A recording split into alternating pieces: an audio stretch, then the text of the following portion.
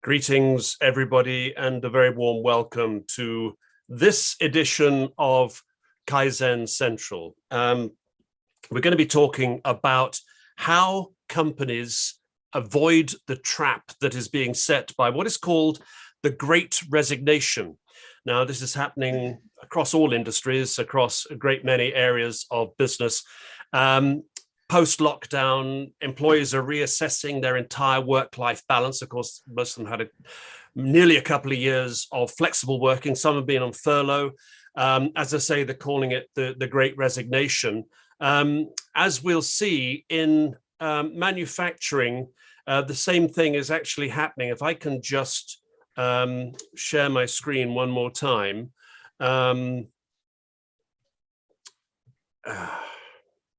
Excuse me for actually losing the plot totally on this, because I've now lost the share screen. There we are. I do beg your pardon. Complete technologically illiterate today. Here we go. Sharing screen one more time. Right. From manufacturing, this is from Make UK. Overall labor turnover last year was 25%, up from 18% in 2020. A huge increase in 2016 when it was just 12.3. Now, if you take redundancy out of the picture, if you remember, there was a huge fear at the start of furlough that when furlough ended, there'd be a sort of mass shedding of jobs, across a great despondency. Well, it wasn't massive, but there were redundancies. But take that out of the picture. The churn was 17%. In 2020, it was just 8%. So that means that at a time when employers in the manufacturing sector are wanting to hold on to talent, they're actually losing it. There's a link I'll put during the course of the evening. I'll put these links up so you can actually go and check it out. This is from the Engineer. Speaks for itself. Average salaries 58,000 and a bit, going up. Pay rise 56 have had a pay rise in 12 months. This is the one that is really concerning. 42% of UK engineers are considering a change of job, and engineers in academia are the lowest paid but most content.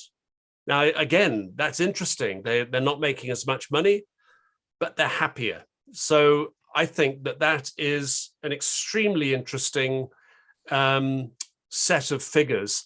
I'm delighted to say that we're joined by David Savage, who's going to lead this conversation today. David is a manufacturer's coach, and he's also been working with our dear friend Lee Howarth from MCNC Engineering, who's going to talk about some of the experiences they've had.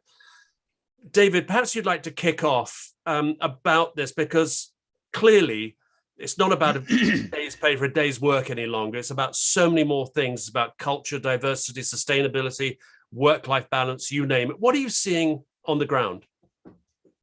Thank you, Nick. And really nice to see everyone on these sessions. I really enjoy the conversation. It's always stimulating, and I hope it's interactive, Nick. That's my, I want people to share what's hot on their agenda. So yeah. But yeah, no, really not now. So I think, I would say manufacturing is following a bit of a trend that they've got the Great Resignation. There is a reshuffling going on, and I think the whole thing where people have had time to sort of pause for thought when they've had time, they've been forced to stop. So people are reflecting, what do they want out of their working life? And there are other options now available. And it's not my paycheck. It's really, my lifestyle. That's what I'm looking for. How does this fit into the lifestyle I want to create for myself? So you're definitely seeing people reflecting now. And although there are people who are perhaps retiring early, I think there are some people who are considering what do I really want, and they will come back. So we're seeing both of those two factors happening. The retiring early, I think, is of great concern. As we know, in manufacturing and engineering, you've got an age trough. You've got quite a lot of older employees and a significant number of younger employees. Of course, what we saw historically was that there was a fall off in employment because people just, the apprenticeship programs all shut down, so on and so forth. And then everything started to ramp up. So you've got a younger generation and an older generation, not a lot in the middle. And the more retirement you get, the more you're losing that sort of institutional memory inside businesses. And I'm wondering, should we be concerned about that, David? Wow. Yeah, I think, well, the truth is that technology is moving at a tremendous rate too. And I think probably the disservice comes in not empowering younger people quicker. And I think, we look perhaps to the seniors to give stability and confidence and particularly with their people skills. We need that kind of framework, but the new technology is often coming in through the young, through the industry 4.0. The younger generation is going to lead that, but they need to sort of come into a place where they're going to be, we trust you to go where we can't go now. I mean, even my kids are sort of teaching me technology now, which, so they're the leaders, but that doesn't mean I have no role anymore, but my role changes. So my approach is to use coaching, which is where you can empower people, you can challenge them, you can get them to solve their own problems at their level. That is a really important skill now in manufacture. And what we definitely don't want to do is be this kind of guru, this brain at the top, which stops people developing their own skill sets and having the confidence to try out new things because they're afraid of the technical expert who's going to shoot them down. So that I see that as being, something we've got to watch out for in the way we lead in manufacturing. Yeah, maybe you can invite your kids to come and drive the show for me to prevent me from putting up such technological solecisms as I'm accustomed to doing. Yeah, very interesting. I'm sorry that Ian Crossley from Expert Rule isn't on the call tonight. Very interesting what they're doing with artificial intelligence actually is capturing so much of that experience in the software. And that's actually what they're doing. They're capturing the human experience. We talk about coaching, David. As I mentioned at the start, you've been working with the guys at MCNC. Before we ask Lee, how it went down, tell us what you've been doing and how it might relate to the kind of, I would say, danger that manufacturers face, but a matter of real concern in terms of attracting and retaining talent. Mm. Yeah, so I was lucky enough to come across Lee Howarth's path in one of these calls. So Nick, you've created a great connection through Kaizen Central, and it is a fantastic company. I was just blown away. Some of the things which people talk about investing in, these guys were actually doing it. They're really nice equipment, but also a really nice vibe in the factory. And I think what Lee was looking for was to see, they knew they needed to grow the people. That was that they had the equipment, but they'd grown very fast and they needed the kind of, I suppose, the structure and the responsibility to shift down from the owner who, sits in there like the queen bee and move that kind of responsibility down. So my role was kind of two-pronged attack. One was to develop problem solving, continuous improvement and lean amongst their rising stars in the company, and also to coach, do leadership development with the management team. So that was the two kind of two levels of operation. But Lee, probably best for you to say, what was it like from your end? What did you experience? Why did you bring me in, I suppose? Well, you hit the nail on the head there. Due to the exponential growth that we had pre-COVID, we struggled incredibly to recruit the right people They were either very skilled and had zero management experience, or they were great managers with very poor technical experience. So MCNC in 2018 decided to do an apprenticeship program. And ever since then, we've taken on apprentices every year. But the main issue was there still wasn't that level of key core solid skill there. So I'm sure you guys can remember me banging the drum about recruitment and trying to get into education and shout about UK manufacturing to bring more talent in. We managed to achieve that on a small local scale, but the problem then became we started to have the skill, and the skill force grew exponentially, but the management team had stayed stationary. So we all started to wear more hats, and we were spinning more plates, and we were desperately trying not to be busy fools. So it soon became clear that we couldn't get the right team leaders, supervisors, shift supervisors, etc. And we were leaning on our rising stars, as David put it, but they had no management experience. And although they had the skill and the willingness to learn, that's when we decided to grow, develop from within. And that's where David came along with manufacturing with purpose and manufacturing excellence. And we've taken our guys, is it 5 or 6 of them, David? Seven, and we've put seven. Seven, and we're putting them through adult apprenticeships to learn lean management skills and how to look after the team. So we don't need them to train to be skilled guys. We're training them to be managers and leaders. And the coaching element from David was my biggest success, was to convince my MD and myself that although we think we're not wearing blinkers and we think that we embrace and adopt the latest technologies, because we're so busy, you haven't got time to look around you, stop and reflect. So the coaching element and what's the word I'm looking for? Effectively drawing a line in the sand, getting things scheduled, planned in the diary for a proper training amount soon became clear that that was the way to go. And we've been doing it for a year now, and the changes have been dramatically noticed. So the whole culture is changing. We're giving them empowerment. They don't have to come into the office every 5 minutes to ask permission to do a menial chore.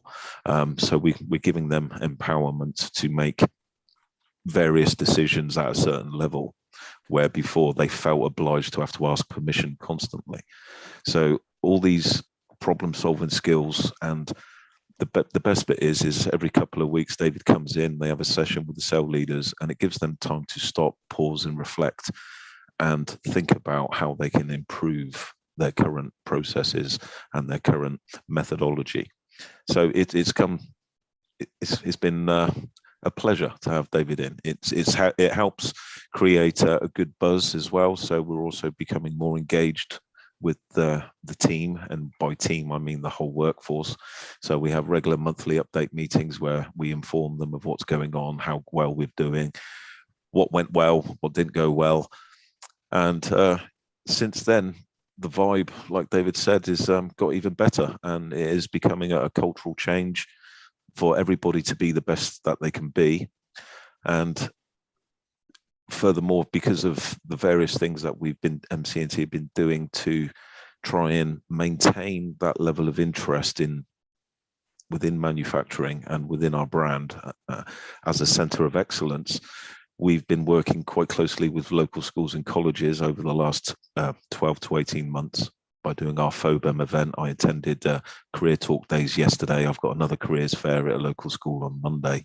So we take some samples of what we do, and rather than just talk about the boring things, you talk about a 16-year-old after his first month's wages being able to afford a pair of £400 Nike Air trainers, and that gets their attention. And then you talk about how those trainers are made, and then that gets their attention. So it's starting to snowball. And only today we had a young man that was at one of these career fairs and our FOBEM events. And he was very keen to come in and tell us about his predicted grades, and was seeking an apprenticeship with us, and fantastic attitude. And if we hadn't have done what we've done, I wouldn't have found such a bright, hopefully aspiring young person to that we can employ and be a valuable resource to the team. I should say that the FOBEM is the Festival of British Engineering and Manufacturing, which was a wonderful event that Lee and a number of people put on. I'm sorry, awfully sorry. It's Bridgewater, isn't it? Was it Bridgewater? Yes, Nick. Bridgewater, yeah. At our facility, yeah. And I'm pleased to say I've just created. We have created a website for FOBEM, and we're going to try and make it an annual event. We're going to coincide it. It's going to be on the 6th and 7th of July to coincide with Make UK's Manufacturing Week, where I believe it's the 7th of July.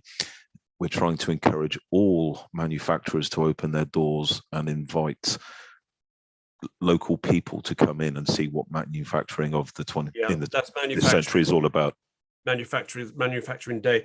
They've just announced it. It's really good news. Lee, I have to ask whether you're in the last year, whether you would say that morale, enjoyment, staff retention, are you able to put a plus sign against all those positives? So, are things is it a better place to work as a result of this? There have been several factors. COVID, MCNC worked continuously throughout the COVID period and lockdown, and we were involved in the ventilator challenge. And because of the nature of our business, you can't really work from home. In fact, myself and our operations manager, Dan, were the only ones that did work from home during first lockdown. After that, we were back in there full time. The positives only came about after the negatives were removed. So we did have a small element of the workforce were subjected to a toxic culture from a couple of individuals. And let's just say that after those blinkers came off, you could really see, although you thought they were a valuable asset, they really weren't. And by mutual consent, a couple of individuals were asked to leave. Some were made redundant, and then we went on a massive recruitment drive. And since that point, the whole vibe around the place really has come onto a team. Nobody's too important to pick the broom up and sweep up. Nobody's too important to carry someone's coffee because they're busy or something like that. It's the small things, and that's what David has helped us recognize, that like professional athletes, you're looking to improve only 1%, 2%, 3% at a time, and all those little margins soon add up to be a quantifiable gain. Okay, I'd like to get experience from everybody on the call. You've all had worked at some stage or another in places like this, and I want very much to focus on the fact that this would appear to be pardon me, the journey that MC&C have been on is not just nice to have. It's an imperative at this stage in our national history, coming out of the pandemic, and also God knows what's going to happen with all the instability around Europe and Ukraine and all that. There's so many uncertainties. Hanging on to good people, I would have regarded as an absolute vital mission for any manufacturer. Anybody else like to say anything? You just have put your hand up physically, or use the little can I put my hand up please button, which is somewhere. There we are.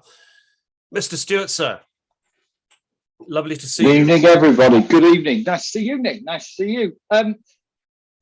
An interesting conversation about staff retention here, and I think one of the key things about getting a great high-performing team is that the business clearly defines its mission, vision, and values.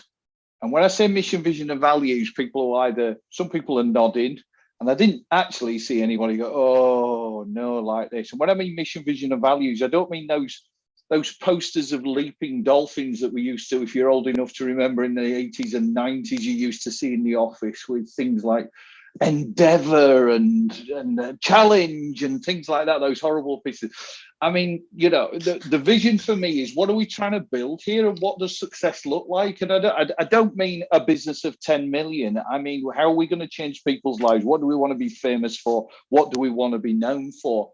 The mission is what we do every day, and then the values is what behaviors do we expect of a business that of you when you come to work, and can you expect of your colleagues? And I think with a clear vision and mission and values, you start to build a culture. And when you have a culture, this is why I love coming to work, because this is the business that I work for, and I have a purpose. We all feel like we want to be valued at work, don't we? And that we're all working towards something, and that we're all making a contribution. Otherwise, it's purely a financial transaction. I go and I sit there for so long and I do this and they give me money. That staff retention is about people feeling part of something. And I think that comes down to mission, vision, and values, and making that really real and really accessible for everybody. And I've certainly seen in businesses that I've worked with that have been effective, how do you want it, successful, effective, etc., that there is that strong culture that comes from mission, vision, and values. David, you're nodding your head. I'm assuming that you're agreeing. No. I totally agree, Michael. I mean, there's part of a voluntary role I do is for a movement called Engage for Success. It's really worth looking at them. And they talk about something called your strategic narrative. Where have you come from and where are you going? That is one of the 4 big enablers of engaging the workforce. Of course, some people are happy, it will be other things. They'll be it for the team. We just love being in this team. It's a great team. But there's definitely a component of, where is this business going? Am I part of something big? Is this part of something exciting? And if the leaders don't know where they're going, or there's divisions and different agendas, then that does ripple through. Totally agree with that. And that's why getting clear on your mission, as you say, your values, and not compromise on it. We're going for this. I mean, Nick, you've been a great advocate of your BHAG, write it up, dare to write it up, dare to go for it, because actually you'll unlock this magic ingredient when people just think that's worthy of my best efforts, So it does take courage to stick to what you really believe in. If you don't define where you want to go as a business, people can't walk towards it. And when you've got people going off on a tangent, some may be going off on tangents because of those terrorists in the business and they just don't like it and they don't like the change. But some of them may be going off there because you haven't told them that they're supposed to be going this way. So don't be surprised when people are going in different directions if you haven't told them where we're supposed to be going. If we're, some's rowing backwards and some's rowing left and some rowing right. So the boat's not going to go forward, is it, etc. Yeah. All right, I'll let some other people contribute. Luke, your hand is up, sir. Good evening. Lovely to see you. Evening, everyone. Can I just check people can hear, because it's a new laptop, so I'm not sure if the microphone works. Can you hear me okay? Yeah. Yep. Yeah, perfect. Yeah, nice. Yeah, really good discussion. So my question is about, obviously we want to develop people, but what if they're the wrong sort of people, and how do we find out if they're the wrong sort of people? I kind of agree with Michael that say, well, they give people the vision and they will go in the right direction. Some people don't want to tie into a vision. Some people just want to go to work and go home and that's their done. But if we're looking at developing people and putting people in their management roles, not all people, or I suppose the question is, are all people managers or potential to be managers? Well, David, do you want to pick up on that? Because I mean, that's a good point, but surely the process actually demonstrates that, exposes that, does it not? So, sorry, there's 2 questions there, Luke. One was are all people managers. What was your first question there? Yes, yeah. So sorry, my sort of mind was racing away. So yeah, I suppose it is, if you want to develop people into being a manager role or develop them personally, whatever. Not all people are managers, or do you think that all people have the potential to be managers? Or I think you said about in the organization, they might not be right for the organization in that place.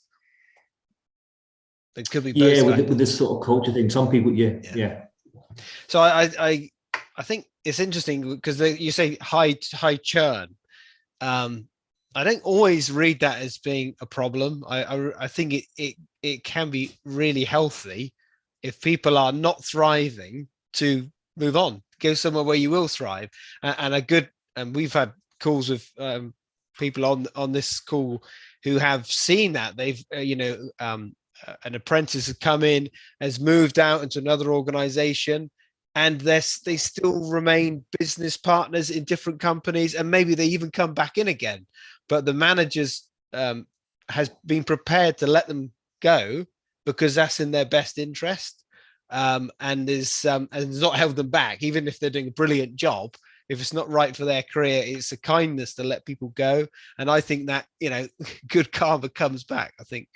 And to the question about, are all people managers? I think, that's not all people want to be managers, and to just develop, that is a big problem when you take as we all know, you take the technical person and make them the manager, and they become miserable because they're not doing the thing they love, which is maybe developing technology, working with physical things.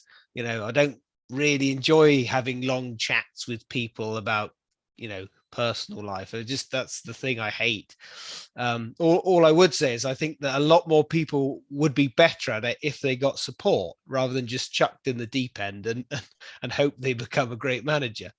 I mean, management, the track record of management in British business generally has been pretty woeful post-war. It's obviously getting better, but it's such a trope, isn't it, that you take your best salesperson and make them the sales manager, and you lose your best salesperson, you get your worst manager. I mean, that's just the classic way we do things, which I guess goes a little bit towards what Luke was saying. It's finding the right people, ensuring the right people are in the right jobs. Steve's been making a comment in the chat about churn being necessary and inevitable, and in many cases desirable. And I would say that's absolutely right.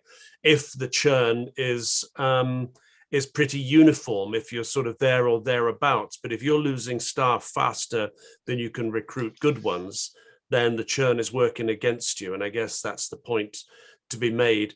I'd like to take this opportunity to welcome Joe Carr to the call. Joe works for AAA, the AAA project, and I knew that there were bells ringing in my head about the AAA project because we actually had, I forget his name, was it Bill Morris from Blue Star Recycling from Colorado, and talking about the kind of project that AAA is doing in Cumbria. And in fact, Blue Star is one of the patrons, partners, advisors to you, Joe. So please tell us what you do, and tell us how what you do fits in with this broader debate, because it's slightly off topic, but I sense that it could be very much part of it.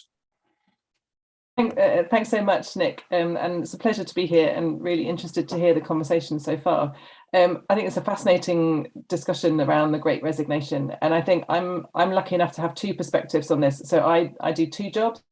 So I work for AAA, which I'll come on to talk to, but I also work at Lancaster University, where I design and develop leadership programs for external businesses. A lot of our clients are some of the major manufacturers in Cumbria, where near where we're based. Some of the big national names that would be very well known to all of you. What I'm finding with our clients is that culture is becoming a much more important part of the conversation for leadership and management. The idea that I think lockdown has created a change in the psychological contract that employees have with their employers, and that the psychological contract that used to be there, which was a more transactional one, is now much more relational. And the other thing about lockdown and the changes with hybrid working is that the strength of that contract is lessened. It is easier for people to move now because they're not in every day. If they're in every day, it is easier to move from one employer to another in the kind of psychological transfer of one loyalty to another. So I was just noticing that a lot of our work is in designing leadership programs for for the supervisor, the team leader level, and that critical junction in an organization between the senior leadership and the kind of, the shop floor, the manufacturing floor level, where, as you say, you get people who have got really good technical skills who get promoted and maybe haven't had the support that they need. And we're finding that that level, which, in Lancaster, we also provide the master's level degree apprenticeships in leadership, but also in engineering. We're lucky enough to provide both of those things. And we're finding really big uptake from manufacturing firms for both of those. So I think I have a kind of perspective on a lot of those. I think with an eye to AAA, I think where we're coming from is widening participation. So understanding that as this kind of great resignation is in progress, people are moving, people are thinking more differently about their work. What we're looking for the employers are looking at retention, at reducing turnover, at wanting to broaden the participation of the workforce to resolve some of the recruitment challenges they have. So certainly in Cumbria, where I'm based, the major manufacturers have really, high levels of vacancies, and it is difficult to recruit people, particularly in that kind of age gap that you've spoken about, in that kind of middle age range, where opportunities may be, for family life or for whatever reason may feel richer elsewhere. Holding on to that population through from sort of 20 to 60 can be really challenging.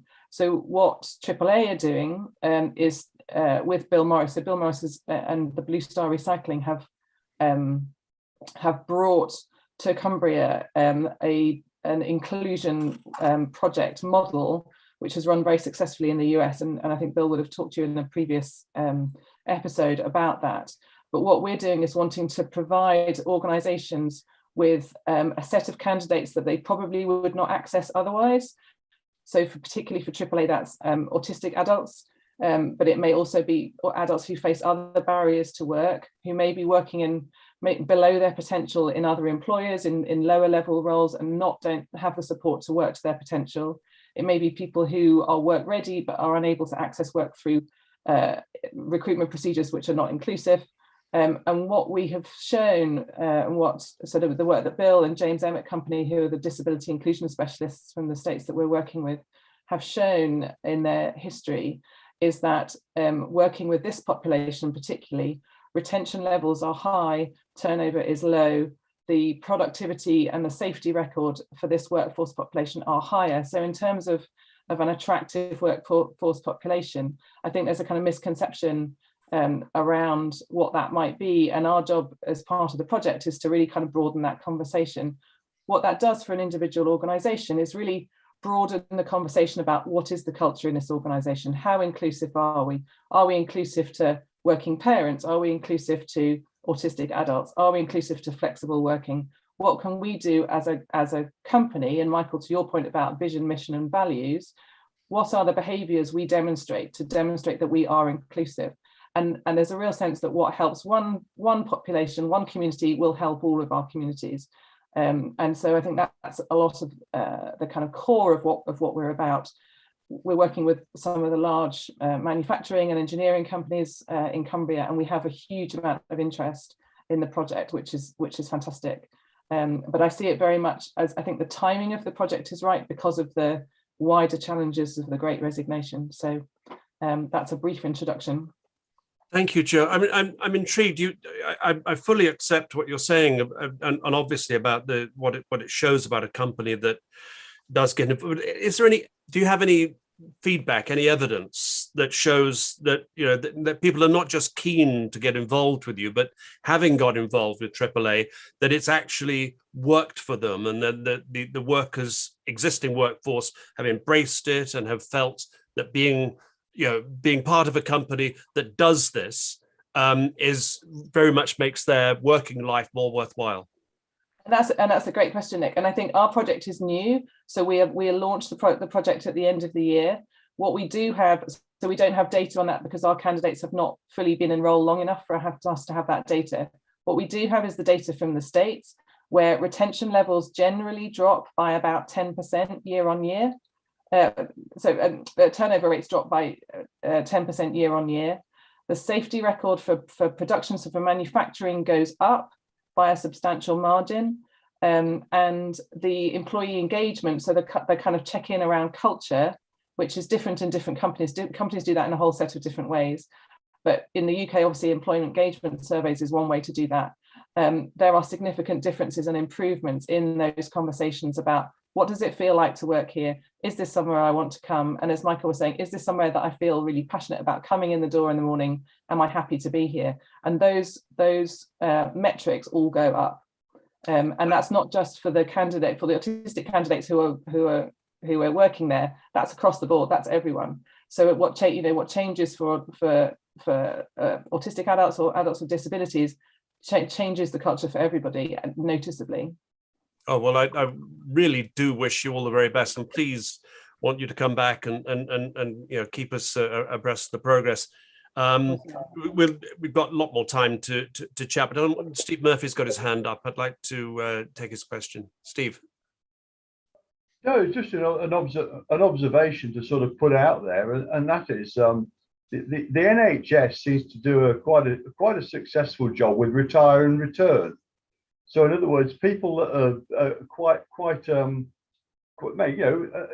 the middle management are quite happy to come back a couple of levels below and do a job with as it were sort of less status, but something they've got a total grip on. So it's and I don't know, from what I've heard of talking to people, that this is fairly popular in the NHS. It sort of works quite well. Instead of retiring, you can come back, you bring a lot of experience to the role by simply being there, you pull others along with you. I just wondered if anybody, but I've not heard of it in any other industry except for the NHS. So I just wondered if anybody knew of something that had been tried or was being investigated.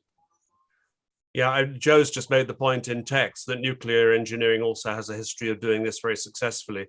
John Yates, I'd like to welcome you. We've been sort of chatting on LinkedIn now and again, and my old mucker and now my colleague once again, Johnny Williamson. So great to see you. Tell us, you were at AMRC at University of Sheffield, is that correct? Yes, I was. Yeah, and just really an observation about that several people have made here about the culture of an organisation and how that culture can be a glue, but it also can be the polar opposite of that. And I think that what happened at the AMRC during the COVID period was that, unlike a lot of manufacturers who were working, most of the researchers worked from home. And the kind of team glue that held people together on the factory floor disappeared. And so these are young academics on a kind of university grade 6, 30,000, regularly being offered double that salary by BAE Systems and other partners. And during that sort of COVID period, particularly the Industry 4.0 side of the AMRC, the digital transformation stuff, they lost close to 40% of their staff, and they are still trying to recruit.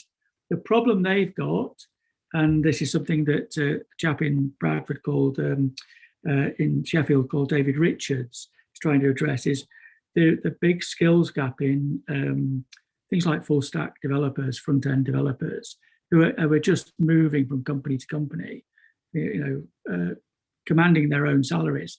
The AMRC is finding it very difficult now to recruit those kinds of people because they've during COVID, they've lost that culture, I think. Yeah, that's interesting. So, it's one thing, you've got to adapt your culture to the circumstances, and clearly that's bloody difficult, pardon my French, if your whole workforce is atomized, and they've hopefully they can perhaps reinvent it now that everybody's back at work. But I do see that must be a huge challenge. Michael Stewart, you wanted to say something again. Yes, sorry. I just wanted to pick up on what Joe was saying about the culture and the recruitment side. When I've worked with manufacturing businesses and SME businesses, now I don't know whether this is because I'm a marketing man, but I see it as my responsibility to sell the business to the people that are coming on board.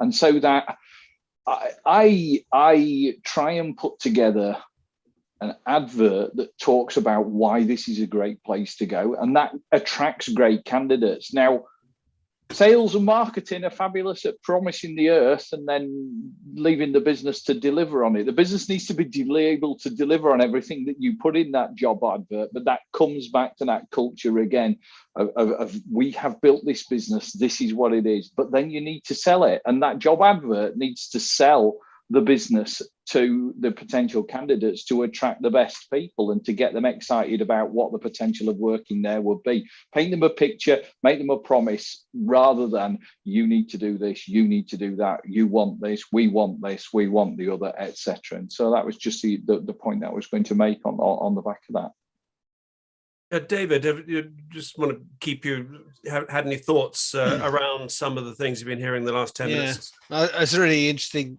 comment about the MRC there. So I think I was just I'm sure Bob, if Bob would, I think has seen one of your posts, the Shackleton advert for the trip. Have you seen that? It's like poor pay, cold weather. I can't remember all the things he says, but people signed up for that, and what they signed up for was it was going to be a life experience. It was going to be like an epic thing, and I suppose that's I think pay must be fair, but that isn't going to be the war on talent, if you like. It's not going to be won by the company who pays them the most. I think that's a short-term way of thinking of it, and that's why it's important to be, what is it that is really at the core of someone's motivation? Or it's Dan Pink's autonomy, mastery, and purpose. That is really, once you've paid them and they're not thinking about the pay, that's what's really going to drive them. And that's the kind of what builds that good culture is people who are trying to bring the best out of their team in that way. What's going to drive this individual? Because it might not be what drives you. So you're trying to think, you could be promoted. I don't want to be promoted. Actually, I'd really like to research this topic, go right into it. I love the detail. I'd love to research this. In fact, I'll go on a sabbatical just to study this topic, because you can't explain that, but for some people that will be the levers for them, and that's why I think managers need to make sure they're not just trying to treat people like a blob. We're all very individual. Yeah, Bob's written a great point in the chat that it's not just a question of getting the most out of people in the role they're doing, but it's also adapting the role around good people, and so that actually builds the business from within. It has its own organic development. I'm wondering about the dangers of culture, because I know that a good culture will always, of course, beat no culture, but if you've got the wrong kind of leader, they can try and create a culture that can actually be toxic while at the same time selling it as being good. And I've actually lived in a business like that, and it was pretty nasty. Joe, I'm just wondering if that's something that you've run across or have had to deal with. I think it can be easy to see culture as something that senior management design and create nice posters about and do some intranet comms on, and it doesn't filter all the way through the organization. And I think the experience of working with organizations at Lancaster and around their leadership, and leadership to me is right through the organization. You can be a leader at any level of an organization. You don't have to be at the top. There are as many leaders at right through all the levels of an organization, even if that's not in their job title or their job description. And for me, culture has to walk the walk. It can't just be the announcements and the mission. It has to be the behaviors, and there has to be accountability against those behaviors. I think to Michael, you were talking about vision, mission, and values, and from values comes behavior. there also has to be speaking truth to power about when that's not happening. But that requires those with power to be willing to go on that journey, and that can be really confronting for people if they haven't done it before. Yeah. Phil Kernock, you had your hand up, then you took it down again. I'm hoping you want to put it up again. Sorry. Evening, everybody. Hi, David. Good subject. Brilliant session. I've just come in from a background of, I used to be an MD of a company and of an SME, and sometimes it's the skill. It is about leadership. It's about the skills of the leaders, spotting where people have talent, and you're right, aligning the job description necessarily to fit that talent. For a good example, we had one of my businesses. We had a young lad who went through the shop floor on 50 different machines over 3 years, learned every single machine, and he was like a sponge. His learning skills were absolutely brilliant. And eventually he got to the point that he could seamlessly go back on any shift and work any machine faultlessly, of those 50 different machines he works, or in the test bay. He ran out of his insatiable appetite. You could see he was sat there thinking, what do I do next?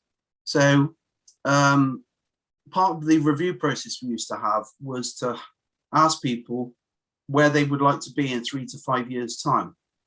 So to create this kind of vision in them. Some people, like this lad, had an insatiable appetite for learning, but he had no vision as to where he wanted to be in 3 to 5 years' time. He was like a sponge, but so when I sat down with him, I wanted to not lose that appetite for learning, to move him on. So we talked about other aspects that he did socially. What's his past? What did he like pastimes wise and things? And he loved IT, and he used to build computers at home as a kind of offset thing. And then the position for IT manager became available in the business, and I suggested that he applied for it, and he actually ended up being the IT manager and took over that role. So now the operations director on the shop floor did not like that one, because he lost his best operator on the shop floor. But what we were going to do, are we going to end up losing him because we're not satisfying that appetite, or do we improve him and take him into a role which continues to satisfy that appetite? So the cultural kind of skills of just leaders trying to spot where different types of people. There are other guys on the shop floor that are quite happy doing what they're doing and staying what they're doing for the rest of their life. That's absolutely fine. But the trick is spotting the ones that want to move and want to progress, and then shaping it accordingly to try and get them into the right roles. Yeah, that's really interesting. What a great story, Phil. Thank you. I was just having visions of how many more companies and how many more machines could this lad possibly find. Michael, he ran out of them. Michael's made a great point about agreeing values, because I was just going to say, whose values are they? Who articulates the values? Who agrees them? Who sets them out? Joe and David, you've got experience of doing both this. Joe, you've got your hand up. I don't know if you want to respond just to this point. Or maybe let David do that, because I wanted to raise another point. So okay, David. Sure. Yeah, David, the point about who sets the values and who sets how the values. Yeah. Oof. Yeah. I agree with what Joe said. Values are felt. You can write them up, but they are felt. But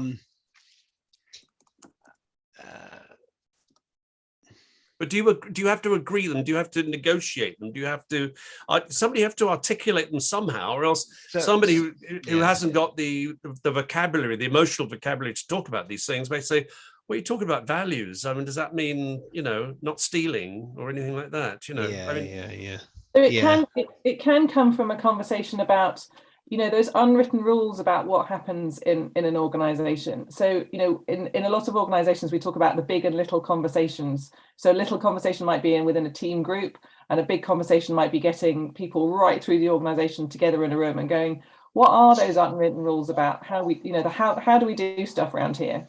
Because everyone knows those, but often people don't make the connection between that. Those are demonstrations of the values of the organization, rightly or wrongly. Some of them may not be great, but some of them may be absolutely things.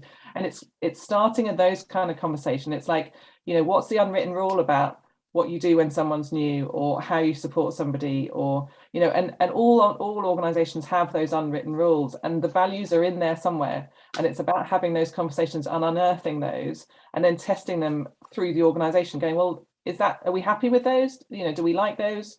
What values do they speak to? What are the bits in there that are maybe a bit toxic that we might need to change? Let's own up to that. Let's say, do you know what, that bit isn't great.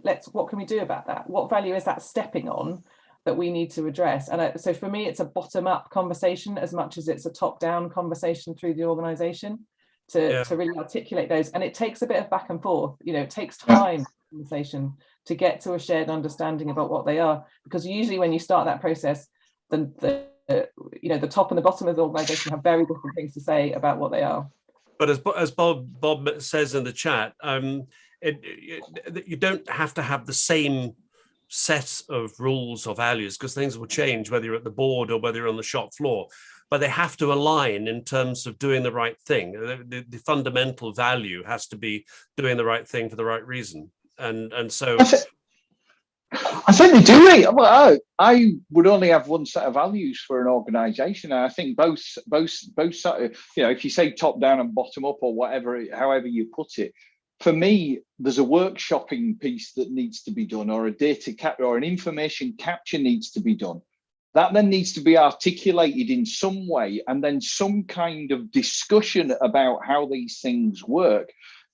In many ways, the workshopping bit can be what really gets our goat when people leave stuff like that and don't take responsibility for it. And you say, right, okay, well, what's the reverse of that? We value this. So we value it. Doesn't want to be honesty. We don't need to put honesty in there. We don't want people putting their hand in the till, but we don't have to put that as a value, do we? We have to taking responsibility and keeping our promises and those sorts of things. But then you can go back and workshop with groups or the wider group, or line managers can do it with their team to go, what do these things mean to you?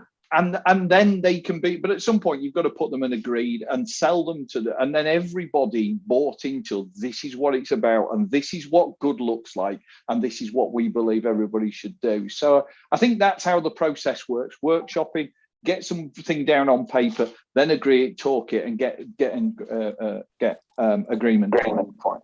And I think to Luke's earlier point about, can everybody be a manager, and what do you do if people don't fit in an organization? I think as you're going through that kind of a process, what you're having to do is give people time to adjust to whether that's still a fit for them. Because it may be that when it's aligned and when people kind of go, actually, as an organization, this is what we stand on. These are the fundamentals of what we're going to stand on now. Some people are going to get on that bus and some people are not. And you have to give them time to decide which it is, and give them several chances, I think, to decide whether that's a journey they're going on or not. And ultimately, what tends to happen is eventually people who aren't on that bus are going to get off or be helped off. But it's not an instant process. And I think, some people need more time than others. But allowing people at least some time to do that is important, so that you don't lose the people that you want to hold on to. Thanks. That's really good. Luke, you got your hand up, mate. Really enjoying this conversation, actually. But then it suddenly dawned on me that I'm sitting there thinking, I completely agree that values are extremely important to an organization if we're going to grow, and like Michael says, if we're all going to pull in the one direction. But then I'm thinking, I suddenly thought, well, I'm sitting here as a director of a company. It makes sense to me. I want everyone in my organization to move in the same direction. But like, go back to when I was an employee, particularly when I was a soldier, you get told, right, well, these are the values that we've got to live by. And if I'm honest, they were just words. They were just like, right, and you used to get tested on them. What are the values? And you used to sort of, I don't want to go through them now. But so my question is, yes, they're important to us because we're either in management or we're running our own business. But to an employee, they're just words. Is that a question or just a statement? I'm not too sure. I think I think I heard Michael say that you discuss. I think I heard Michael say that it is a process by which you actually, by talking it through and not just handing it down, it has to be talked through, because without buy-in, or as Joe put it, if nobody gets on the bus with you, whereas you haven't really done the job properly. Time's running a little bit short. I'm going to get Steve's got his hand up. So Steve, just a quick one, and one of the sort of concerns it's not a concern, but it's the same values can require different behaviors depending on the environment that the company is in. And as companies, you all of a sudden your commercial environment can change, and the behaviors you expect based on certain values, or the behaviors that are effective, can change. So one of the problems I do have sometimes is that if you don't base your values on and the things you really value on a range of circumstances that the company is likely to be exposed to, whether it's it could be massive expansion, it could be all of a sudden a whole market disappears. But I find that people tend to base their behaviors based on the immediate environment, and don't take enough taken into account of the potential environments that really can come up within the next few years. I think, Steve, is that crises are a great way where the values are exhibited. When things out of the ordinary happens, is that when you really see values. So I think it's and we've seen that in through this time where things are like unpredictable. Does the boss really care about the team, or is he just survival mode? Is there genuine care or support? And I think that's there's an opportunity when something goes wrong. Do we stand with people through hard times, or do we hang them out to dry? So it's I think these are the little kind of war stories which go down in the invisible culture of a company. I remember when the boss hit the roof because this happened, and it just kind of sets a tone through the workforces. That's the way things are done around here. And to bring it back full circle, to walk past bad behavior is not good for culture. The workforce really will be disengaged if you say, we keep our promises, and then you don't keep your promises to them. We said we were going to review pay, and we were just conveniently forgetting that we said we were going to do that. That's not the way to you have to stand by your values, whether it's easy or difficult. So letting toxic people go is all part of what we're talking about. Yeah. Okay. But what I'm saying is that in some environments, the person that was toxic is the person you need. So how good are organizations at putting that balance in? And I don't think they're particularly good. Are you talking about somebody who may have a particular expertise without which the company will suffer, but happens to be toxic to the culture? Is that what you're saying? I could probably give an example more from military terms. I don't think people with the behaviors and attitudes of the special armed forces like the SAS are naturally fit into certain aspects of the environment, but you need them. Yeah. Listen, time's running short. I'm sorry, Joe, do you want to say? I think, Stephen, you're talking about leadership styles. And so what works for one context in terms of a leadership style and approach to leadership doesn't fit in another context. But I genuinely think that the values that sit underneath those styles don't need to be different, that you can have authentic values beneath both of those. The behaviors that manifest and the style that you adopt can be different to adjust to the context. Well, okay, it's coming up to 7 o'clock. Yeah, coming up to 7 o'clock, and we're very keen on punctuality at Kaizen Central. I do hope that people have got some really good juice out of this, because I did. I thought it's absolutely wonderful, and thank you all for being on, for contributions. Thank you very much to David for fronting up and taking the lead on this, and for Lee Great to hear your experiences at MCNC. FOBEM is wonderful, and look forward to hearing more about that as we get nearer to July. And Joe, great to meet you. Thank you very much indeed for coming on the call. And I do hope you'll come back. And John Yates, great to meet you at last. And I want to have a longer conversation with you another time. The next edition of Kaizen Central is on April the 7th. It's going to be a bit special because many of you will know about the BHAG, the big, hairy, audacious goal of manufacturing TV, which is to lead or create the circumstances nationally whereby manufacturing is a central pillar of government economic planning. Nothing major, of course, in that. So between ourselves and Make UK, on March the 30th, we'll be having a mini panel discussion with the Shadow Bays Secretary, Jonathan Reynolds MP. And just because we're nice and balanced, we're going to do the same for the government. It won't be Kwasi Kwarteng, it'll be the Industry Minister, Lee Rowley. Two separate panel discussions. We shall edit all that together, put it out on April the 4th. And then on April the 7th, when people have had a chance to watch them, we're going to have a town hall meeting in the Kaizen Central spot. And we've got people like Tim Minchell from the Institute for Manufacturing at Cambridge University coming along. Will Hutton, former editor of The Observer, former chairman of the Work Foundation, etc. We're going to get a lot more people to come along to comment. What I should say, though, is we're inviting manufacturers to provide the questions that we're going to be putting to the Shadow Business Secretary and to the Industry Minister. You guys will be asking the questions. We'll be the channel by which they are asked. So that is really exciting. That is very much part of the Great BHAG. And the other part of that Great BHAG will become evident next week, which is all to do with the UK MFG Unite project, which I've told you about in the past, is coming to fruition next week. So watch this space. Big things happening. David, you got your hand up at the last minute. Was that an accident? No, that's just the clapping. Oh, that's the clapping, but that's not a hand up, that's the clapping. Okay, good show. Thank you, everybody. Bless you all. Watch this space. We've got lots of news coming, and I thank you, as always, for your support and for being with us. So I'll say goodbye. Good night, everybody.